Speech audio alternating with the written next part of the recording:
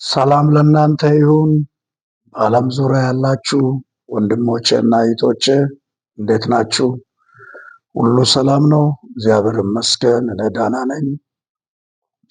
እኔ ፓስተር ተሾመ ዮናስ እባላለሁ። የምኖረው የሚያገለግለው በሳውዝ አፍሪካ ፍሪ ስቴት ሳሶልበርግ ወንጌል አማኞች ቤተክርስቲያን ላይ በማገልገል እገኛለሁ። ዛሬ ደግሞ አንድ የጌታ ቃል እንካፈላለን፣ በትምህርት መልክ ማለት ነው። ይህን ትምህርት ደግሞ በቤተ ክርስቲያናችን በየሮቡ ከምሽቱ ከ1 ሰዓት እስከ 3 ሰዓት ለወጣቶች በመሰጣት ላይ ይገኛል። ባለፈው ሮብ በአዲስ መልክ ይህን ትምህርት ጀምረናል።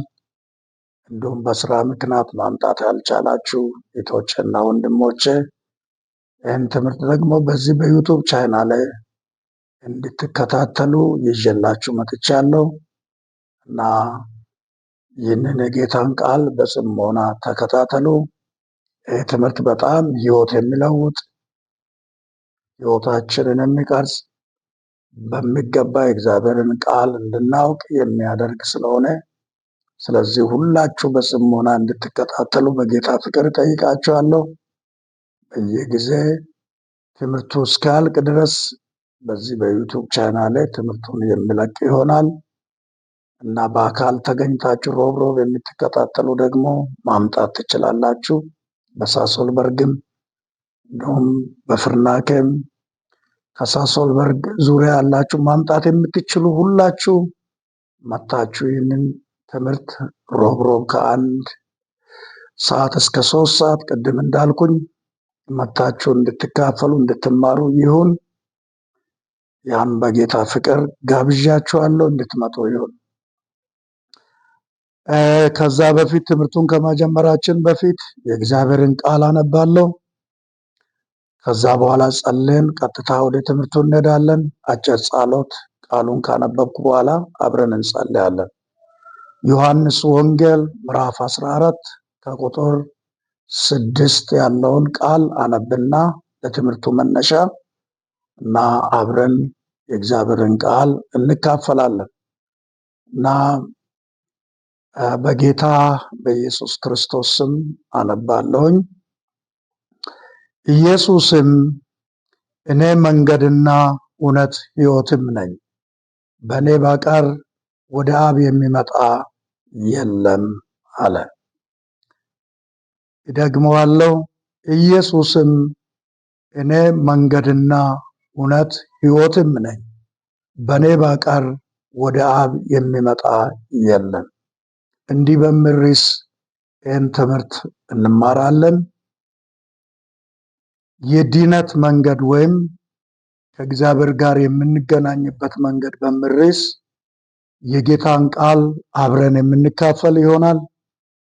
አሁን እስኪ ሁላችንም እንጸልይ በያለንበት። አባት ሆይ በጌታ በኢየሱስ ስም ስለበዛልን ምሕረት ስለበዛልን ቸርነት እጅግ አድርገን እናመሰግናለን። ክብር ለአንተ ይሁን።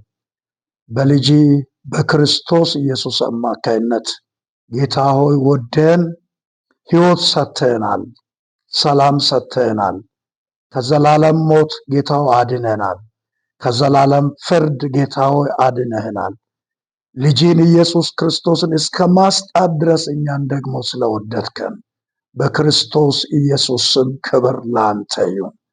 አሁን ደግሞ ጌታው በእናንተ ያለ ያ ቅባት ራሱ ያስተምራቸዋል ተብሎ እንደተጻፈ ቃልህን እንድታስተምረን እግዚአብሔር አምላክ አእምሮዬን አንደበቴን አንተ ተጠቅመ በዚህ ጌታዎች በዩቱብ ቻናል ላይ ለሚከታተሉ ወንድሞቼና እህቶቼ አንተ እንድትናገር በኢየሱስ ክርስቶስ ስም ጸልያለሁ። ቃሌን በመንፈስ ግለጥልን። የሚረባን ነገር የምታስተምር አምላክ በኢየሱስ ክርስቶስ ስም እንድታስተምረን ጸልያለሁ። ይህ ትምህርት የብዙዎችን ሕይወት እንዲለውጥ እግዚአብሔር ሆይ የብዙዎቻችን ሕይወት በዚህ ቃል በዚህ ትምህርት እንዲለወጥ ሕይወታቸው እንዲሰራ በክርስቶስ ኢየሱስ ስም ጸልያለሁ። ስለ ሁሉ ክብር ላንተ ይሁን፣ በኢየሱስ ክርስቶስ ጌታ ስም አሜን። እንግዲህ ያው እንዲህ በሚል ርዕስ ነው የምንካፈለው ብያለሁኝ።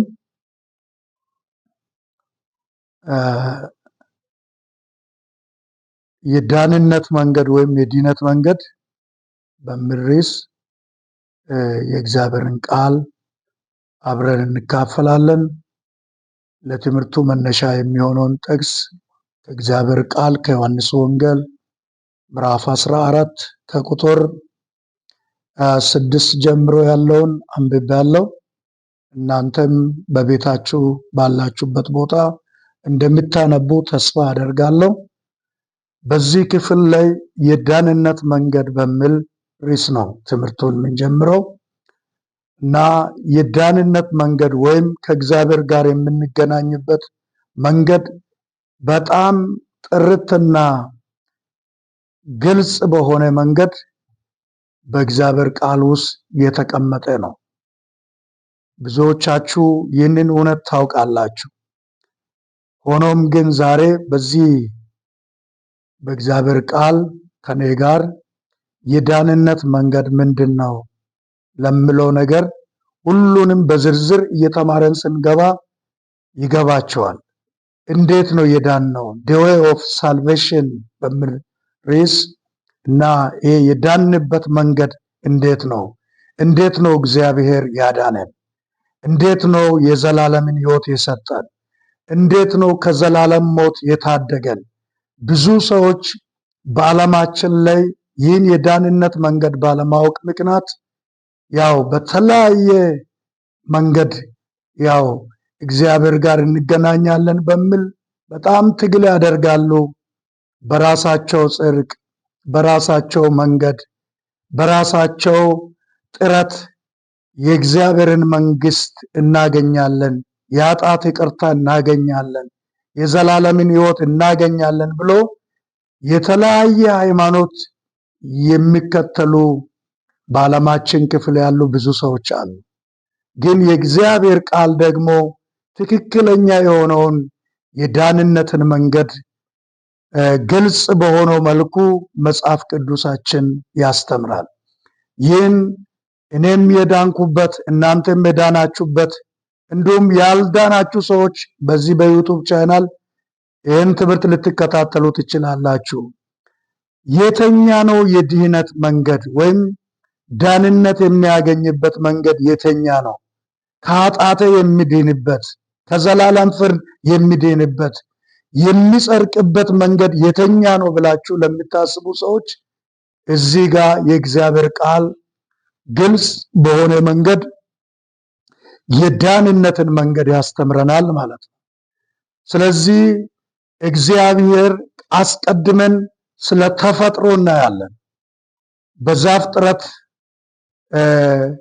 መጽሐፍ ላይ ምዕራፍ 1 እና 2 ላይ ስንመለከት እግዚአብሔር በዓለም ላይ ያሉትን ፍጥረታትን የሚታዩትንም የማይታዩትንም እና እነዚህን በዓይናችን የምናያቸውን ፍጥረታትን እግዚአብሔር በ5 ቀን ፈጥሯቸዋል። ከዛ በኋላ የሰውን ልጅ ግን እግዚአብሔር የፈጠረው በ6ኛው ቀን ላይ እግዚአብሔር እንደፈጠረ የእግዚአብሔር ቃል ይናገራል። ስለዚህ እግዚአብሔር የመጀመሪያውን ሰው እንዴት እንደፈጠረ ከእግዚአብሔር ቃል እናያለን። ወይም ኦሪጂናል ማን የሚባለው ወይም የመጀመሪያ ሰው የሚባለውን ሰው እግዚአብሔር እንዴት ፈጠረው፣ ለምን ፈጠረው የሚለውን ነገር እያየን እንሄዳለን። ስለዚህ የመጀመሪያ እግዚአብሔር የመጀመሪያውን ሰው ወይም ኦሪጂናል ማን የመጀመሪያውን ሰው ሲፈጥር እግዚአብሔር በመልኩ ነው የፈጠረው። ዘፍጥረት ምዕራፍ 1 ከቁጥር 27 ላይ ሰውን በመልካችንና በምሳሌያችን እንፍጠር ነው ያለው እግዚአብሔር። ስለዚህ እግዚአብሔር ሰውን ሲፈጥር በመልኩ ነው የፈጠረው። በመልክ ስንል ኢነር ፓርታችን ወይም ውስጣዊ ማንነታችን ነው እንጂ ፊዚካል ማንነታችን አይደለም እግዚአብሔርን የሚመስለው። ስለዚህ በምንድን ነው መልክ ስል ምን ማለቱ ነው ስንል እግዚአብሔር እኛን ሲፈጥረን በመልኩ ነው የፈጠረው ስንል ያም ያሳየው ካራክተራችንን ነው የሚያሳየው እና በውስጥ ማንነታችን በህይወት እግዚአብሔርን እንድንመስል አድርጎ ነው እግዚአብሔር የፈጠረን። ለምሳሌ እግዚአብሔር ቅዱስ ነው። ጌታ ኢየሱስ የሰማይ አባታችሁ ቅዱስ እንደሆነ እናንተም ቅዱሳን ሁኑ ብሏል በኑሯችሁ ሁሉ። እንዲሁም ጴጥሮስም በመልእክቱ የሰማይ አባታችሁ ቅዱስ እንደሆነ እናንተም በኑሯችሁ ሁሉ ቅዱሳን ሁኑ ብሎ ተናግረዋል። ስለዚህ ቅድስና ከእግዚአብሔር ወደኛ የሚሸጋገር ባህሪ አለው። እግዚአብሔር ወደኛ የሚሸጋገር ባህሪ አለው። ወደኛ ደግሞ የማይሸጋገር የእግዚአብሔር ባህሪ አለ። ካራክተር ማለታችን ነው። ይህ ወደኛ የማይሸጋገር ካራክተር የቱ ነው ቢባል እግዚአብሔር በሁሉ ስፍራ ይኖራል። እኛ በሁሉ ስፍራ ማኖር አንችልም። እግዚአብሔር ሁሉን ይችላል። እኛ ሁሉን ማቻል አንችልም። እግዚአብሔር ደግሞ ሁሉን ያውቃል። እኛ ሁሉን አናውቅም። ከእውቀት ከፍለን ነው ብሏል ጳውሎስን የምናውቀው። ስለዚህ ተሸጋጋሪ ያልሆነ ባህሪ ነው ወይም ካራክተር ነው። አሁን የተናገርኳችሁ የጠቀስኳችሁ ነገር ግን የሚሸጋገረው ባህሪ የቱ ነው ብለን ስናይ ያ ካራክተር እግዚአብሔር ታጋሽ ነው። ሰውም በእግዚአብሔር መንፈስ በእግዚአብሔር ጸጋ ታጋሽ ይሆናል ማለት ነው። እግዚአብሔር ቻር ነው። እኛም ደግሞ ቻሮች ወይም ሰጪዎች መሆን እንችላለን፣ የእግዚአብሔር ኃይል ባይሆንም ማለት ነው። ስለዚህ ከእግዚአብሔር ወይም ልጁን ኢየሱስ ክርስቶስን እንድንመስል እግዚአብሔር በውስጥ ማንነታችን፣ በአስተሳሰባችን፣ በዕለት ተግባራችን ሁሉ እግዚአብሔርን በንግግራችን፣ በአስተሳሰባችን፣ በድርጊታችን እግዚአብሔርን እንድንመስል እግዚአብሔር ይፈልጋል ማለት ነው። እግዚአብሔርን ቃል ያስተምራል። ስለዚህ እግዚአብሔር ሰውን ሲፈጥር በመልኩ ነው የፈጠረው። ሌሎች ፍጥረታትን፣ እንስሳትን፣ እጽዋትን እና ወፎችን እነኝን ሁሉ እግዚአብሔር በመልኩ አልፈጠረም። የተኛውንም ፍጥረት በዓለም ላይ የተፈጠረውን ፍጥረት እግዚአብሔር በመልኩ አልፈጠረም። ሰውን ነው እግዚአብሔር በመልኩ የፈጠረው። ሌላ ሁለተኛ ደግሞ የመጀመሪያ ሰው በእግዚአብሔር መልክ ተፈጥሯል ብለናል። ሁለተኛ ደግሞ እግዚአብሔር ተወካይ ገዢ አድርጎ ነው የፈጠረው። ዘፍጥረት 1:28 ላይ እግዚአብሔር አዳምንም ሔዋንንም ባረካቸው ይላል። ከዛ ደግሞ በሰማይ ላይ የሚበሩትን ወፎች፣ በምድር ላይ የሚሄዱትን እንስሳትን እንዲሁም በውሃ ውስጥ ያሉትን ሁሉ ግዟቸው ብሎ እግዚአብሔር እንዲገዙ የገዥነትን መንፈስ ሰጥቷል ማለት ነው። እግዚአብሔር ፍጥረት ለመጀመሪያ ሰው ለኦሪጂናል ሰው እንዲገዘለት አድርጎ ነው እግዚአብሔር የፈጠረው። እኛ ደግሞ ለእግዚአብሔር እንድንገዛ እግዚአብሔር ደግሞ ፍጥረታት ሁሉ ለእኛ እንድንጠቀምበት፣ እኛ እንድንገዛው፣ እኛ ኮንትሮል እንድናደርግ ፈጥሮናል። ግን ተወካይ ገዢዎች ነው። ይህንን አስተውሉ። ተወካይ ገዢ ነን እንጂ ዋና ገዢ አይደለንም። ዋናው ገዢ ግን እግዚአብሔር ነው። ስለዚህ አዳምንና ሔዋንን ሲፈጥር እግዚአብሔር በምድር ላይ ያሉ ፍጥረታትን እንዲገዙ ነው። ገነትን እንዲጠብቁ፣ እንዲያበጁ፣ እንዲጠብቋት ነው እግዚአብሔር የፈጠረው ማለት ነው። ስለዚህ ሰው ተወካይ ገዢ አድርጎ ነው ኦሪጂናል ሰውን እግዚአብሔር ምን ያደረገው የፈጠረው ማለት ነው። ቀጥሎ ደግሞ የጌታና የባሪያ የህይወት ሪሌሽንሺፕ ወይም ግንኙነት ወይም ህብረት እንዲኖር አድርጎ ነው እግዚአብሔር የፈጠረው። ምክንያቱም ሰው ከእግዚአብሔር ጋር እኩል እንዲሆን ሳይሆን ለእግዚአብሔር እንዲገዛ፣ እግዚአብሔር ፈጣሪ፣ ሰው ደግሞ የተፈጠረ ፍጡር ነው። በማን? በእግዚአብሔር የተፈጠረ ነው። ስለዚህ እግዚአብሔር ከምድር አፈር አዳምን አበጀው፣ እስትንፋስንም እፍ ብሎ ፈጥሮታል። ስለዚህ አዳም ለእግዚአብሔር ባሪያ ወይም ተገዢ ነው። እግዚአብሔር ደግሞ ዋና ገዢ ነው እና ሰው በምድር ላይ ሌሎች እንስሳቶች ሁሉ የምናያቸው ነገሮች እኛ እንድንጠቀምባቸው አድርጎ ነው እግዚአብሔር የፈጠረው ማለት ነው። ስለዚህ የመጀመሪያ ሰው ከፈጠረ በኋላ እግዚአብሔር የት አኖረው? በገነት መካከል ነው ያኖረው። ስለዚህ ሰው ደግሞ ሌላው ማየት የምንችለው ምንድነው? 3 ክፍሎች እንዲኖር አድርጎ ነው የመጀመሪያውን ሰው እግዚአብሔር የፈጠረው። ያም ምንድነው? ነፍስ ያለው፣ መንፈስ ያለው እና ስጋ ያለው አድርጎ ነው የፈጠረው። ስለዚህ እነኚህ 3ቱ ነገሮች ከሌሉት ሰው ሙሉ አይደለም። ስለዚህ እግዚአብሔር እነኚህ 3ቱን ክፍሎች በሰው ውስጥ በአዳም ውስጥ አስቀምጦ በሔዋን ውስጥ አስቀምጦ ነው እግዚአብሔር የፈጠረው።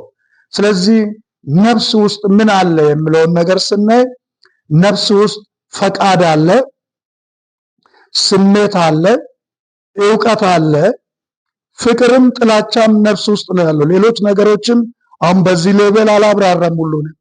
ስለዚህ በነፍሳችን ውስጥ ወይም ኦሪጂናል በሆነው በመጀመሪያ ሰው በአዳም ውስጥ እግዚአብሔር በነፍሱ ውስጥ ያስቀመጠው ምንድነው? ነፍሱ ውስጥ ያስቀመጡ ቅድም የዘረዘርኳቸውን ፈቃድ፣ ዕውቀት፣ ስሜት እንዲሁም ፍቅር እንዲኖር አድርጎ እግዚአብሔር ፈጥሮታል።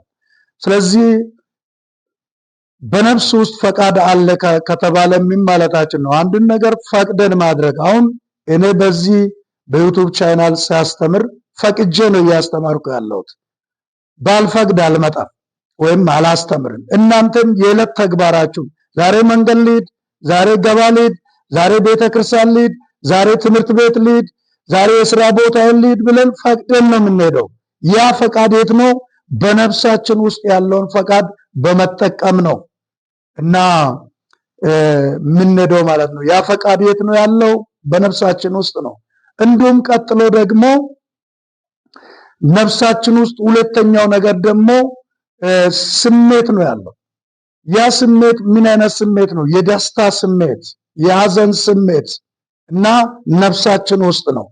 ለምሳሌ በጣም ከልቡ ስፍስፍ ብሎ የሚያለቅስ ሰው ካገኘን እኛም አብረን እናለቅሳለን። ያዘነ ሰው ስናገኝ ወዳው እናዝናለን።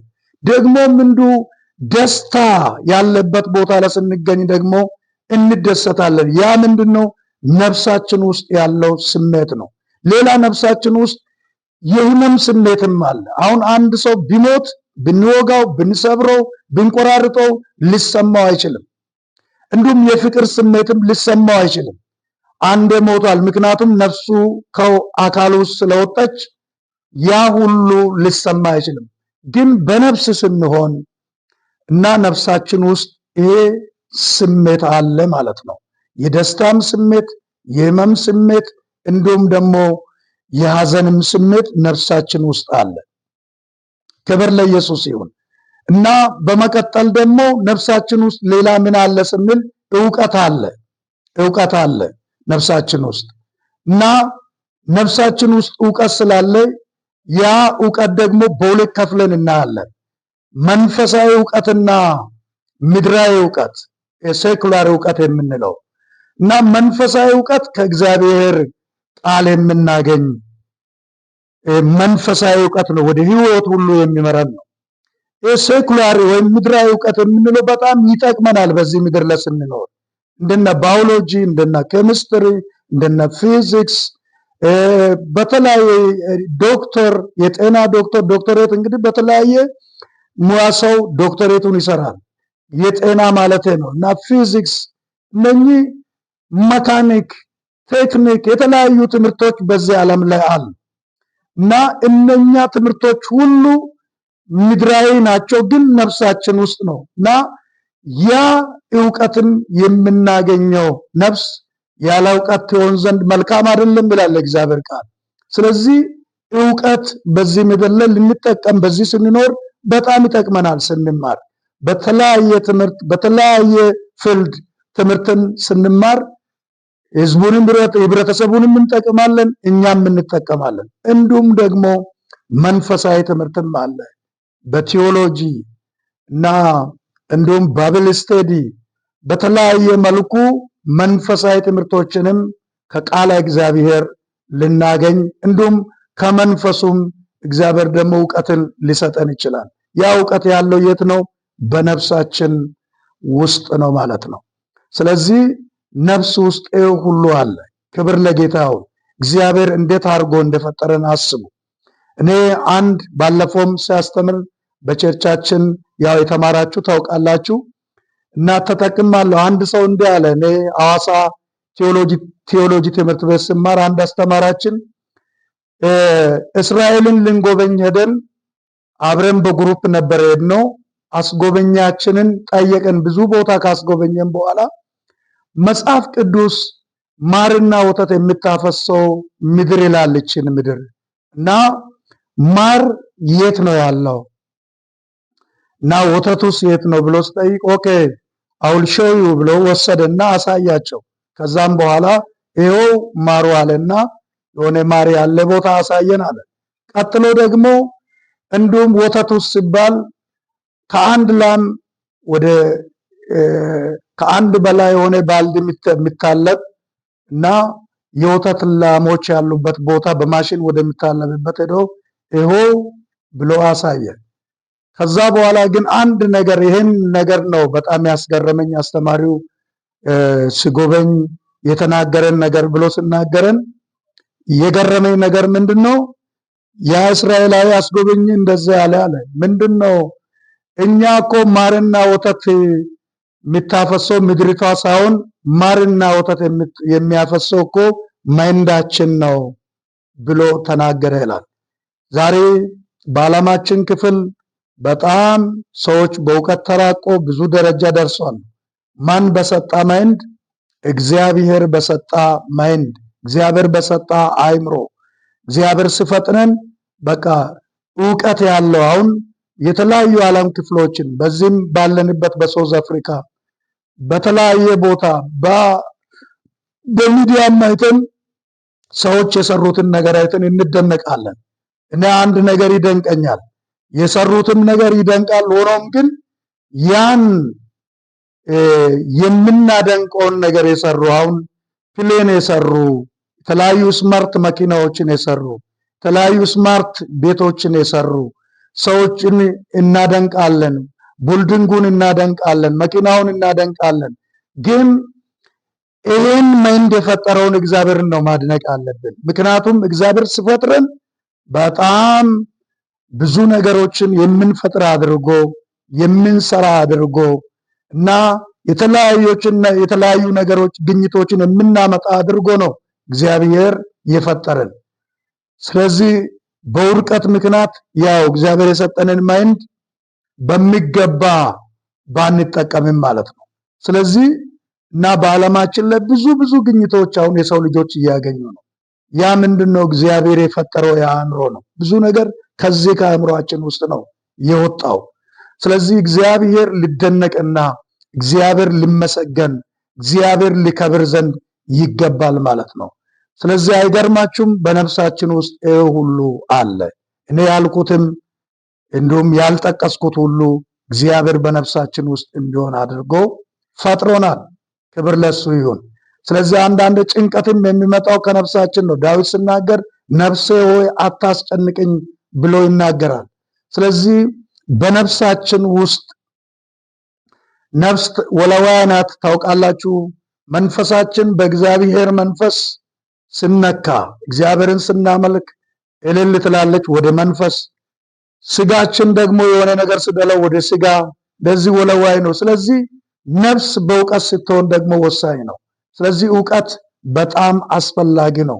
መጽሐፍ ቅዱስ ሲናገር ሕዝቤ ዕውቀትን ከማጣት የተነሳ ጠፍቷል ይላል።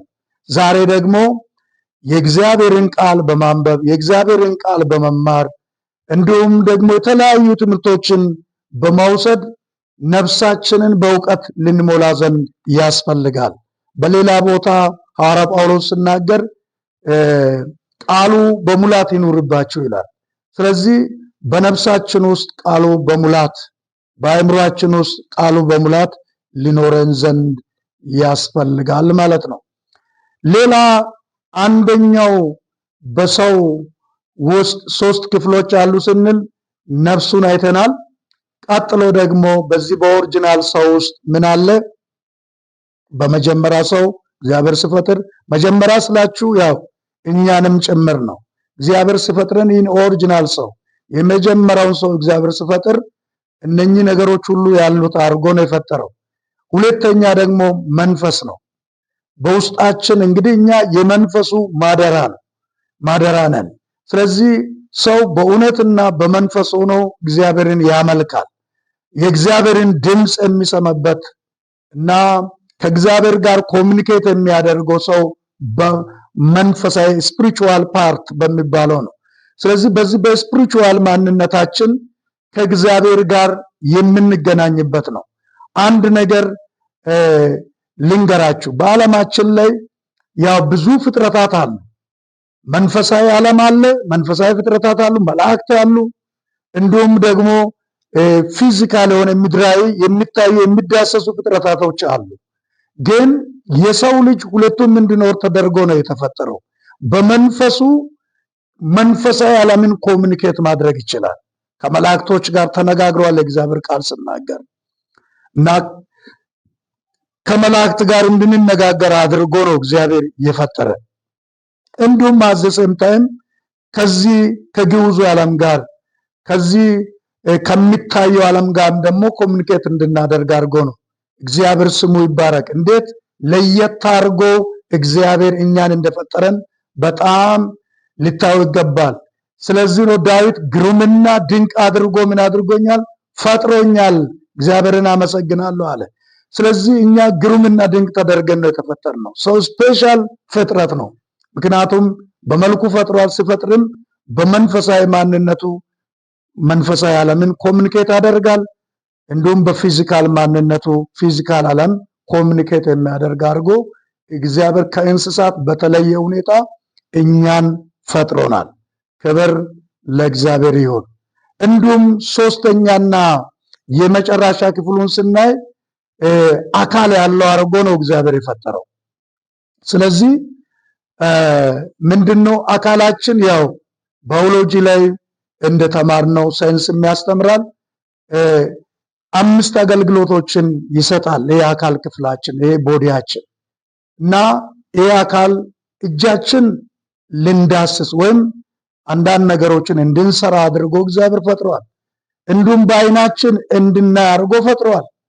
እንዲሁም በምላሳችን እንድንቀምስ አድርጎ በአፍንጫችን እንድንሸት መጥፎ ጠረንንም መልካም ጠረንንም ለይተን እንድንለይ አድርጎ እግዚአብሔር በምላሳችን የሚመረውንም የሚጣፍጠውንም ለይተን እንድናይ፣ ጆሮዎቻችንም ደግሞ እንደዚሁ እንዲሰማ አድርጎ የተለያዩ ድምፆችን አድርጎ እግዚአብሔር ፈጥሮናል። ስለዚህ በዚህ ምድር ላይ ይህን ዓለም ፍጥረታዊን ዓለም ኮሚኒኬት የምናደርገው በዚህ በፊዚካል ቦዲያችን ነው። ስለዚህ እግዚአብሔር እነኚህን 5ቱን ክፍሎች በሰውነታችን ላይ አስቀምጦ ፈጥሮናል። ክብር ለኢየሱስ ይሁን። ስለዚህ ሰው ምን አይነት ስንት ክፍሎች ያሉት ነው ስናጠቃልል? ነፍስ፣ መንፈስ፣ ስጋ ያለው አድርጎ እግዚአብሔር የመጀመሪያን ሰው ፈጥሯል ማለት ነው። ስለዚህ በዛሬ ትምህርታችን ከዚህ በላይ አልሄድም እና እንደዚሁም ሳምንት እየተከታተልን ወይም በየጊዜው ይለቃለውን ቀጣዩን ክፍል በዚህ የዛሬው ክፍል 1 ያው እግዚአብሔር የመጀመሪያውን ሰው ሲፈጥር እንዴት እንደፈጠረ አይተናል። በመልኩ ነው የፈጠረው። ተወካይ ገዢ አድርጎ ነው የፈጠረው። እንዲሁም የባሪያና የጌታ ግንኙነት በሰውና በእግዚአብሔር መካከል እንዲኖር አድርጎ እግዚአብሔር እንደፈጠረ አይተናል። እንዲሁም ደግሞ 3 ክፍሎች ያሉት አድርጎ ፈጥሯል። ነፍስ ያለው፣ መንፈስ ያለው እንዲሁም ደግሞ አካል ወይም ስጋ ያለው ቦዲ ያለው ሰው አድርጎ እግዚአብሔር ፈጥሯል። አካላችን ደግሞ የመንፈሱ ማደሪያ አድርጎ እግዚአብሔር ይጠቀማል። ለምሳሌ ኤደን ገነት ያው የመጀመሪያ እግዚአብሔርና አዳም እንዲሁም ሔዋን ከእግዚአብሔር ጋር የሚገናኙበት መቅደስ ነው ይላሉ ቴዎሎጂያንስ። ቀጥሎ ደግሞ እንዲሁም በሙሴ ዘመን የነበረበት እና የመገናኛ ድንኳን፣ ከዛ በሰለሞን ዘመን የተሰራው ቤተ መቅደስ ደግሞ የእግዚአብሔር ማደሪያ የታቦቱ ማደሪያ ሆኖ አገልግሏል። በዚህ ዘመን ደግሞ በአዲስ ኪዳኑ ዘመን ደግሞ ይሄ አካላችን ይሄ ቦዲያችን እና የመንፈሱ ማደሪያ የአብ የወልድ የመንፈስ ቅዱስ ማደሪያ አድርጎ እግዚአብሔር እየተጠቀመብን አለ በክርስቶስ ኢየሱስ አምነን ለዳነን። ስለዚህ ለዚህ ያገለግላል። እንግዲህ ኦሪጂናል ሰው ወይም የመጀመሪያ ሰው እግዚአብሔር ሲፈጥር እንደዛ አድርጎ ፈጥሮታል። የማይታመም አስፈላጊ ነገር ያለው እና የማይቸገር ለመብል የሚሆን ለመጠጥ የሚሆን ለኑሮ የሚመች ገነትን ውብ አድርጎ ሰርቶ ነው የሰጠው። ስለዚህ በዛ እንዲኖር አድርጎ እግዚአብሔር የመጀመሪያን ሰው ፈጥሯል። እግዚአብሔር አምላክ ስሙ የተባረከ ይሁን። ስለዚህ የዛሬ ክፍል አንድ ትምህርታችን በዚህ እናበቃለን እና እግዚአብሔር ደግሞ በያላችሁበት ሰላሙን ያብዛላችሁ።